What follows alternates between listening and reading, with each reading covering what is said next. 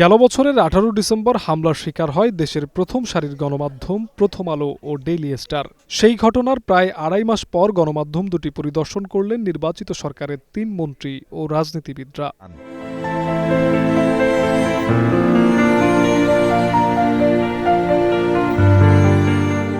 শনিবার বিকেলে রাজধানীর কাউরান বাজারে প্রথম আলোর ধ্বংসস্তূপ পরিদর্শন করেন তথ্য, পররাষ্ট্র ও স্বরাষ্ট্রমন্ত্রী। পরিদর্শন শেষে স্বরাষ্ট্রমন্ত্রী সালাউদ্দিন আহমদ বলেন, প্রথম আলো পরিদর্শনে এসে ভবনটিকে জীবন্ত জাদুঘর মনে হয়েছে। এটা একটা জীবন্ত জাদুঘরের মতোই মনে হলো। ধ্বংসস্তূপ থেকে কিভাবে জেগে ওঠা যায় তার একটা প্রচেষ্টা তারা নিয়েছে। তবে এই প্রদর্শনের মধ্য দিয়ে আমরা যা কিছুই দেখেছি এবং শিখতে পেরেছি তা হলো, হয়তো সাম্প্রদায়িক উগ্রবাদী শক্তি প্রগতির দড়িকে টেনে ধরতে চায়, কিন্তু ইতিহাস সাক্ষী দেয় সেটা কখনো পারেনি। আমরা এই ঘটনার তীব্র নিন্দা তখন জানিয়েছি।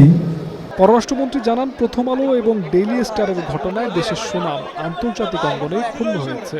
প্রথম আলো এবং ডেইলি স্টারের উপরে আক্রমণ, এবং এই ধরনের আক্রমণ আমরা আগে দেখিনি। এটা ছিল স্বাধীন গণমাধ্যমের ওপর একটা আক্রমণ। ভয়ভীতি প্রদর্শন, অগ্নিসংযোগ, জানমালের ভাঙচুর, বিধ্বংস করা, ভাঙচুর করা, এগুলো একটা সভ্য সমাজের অংশ হতে পারে না।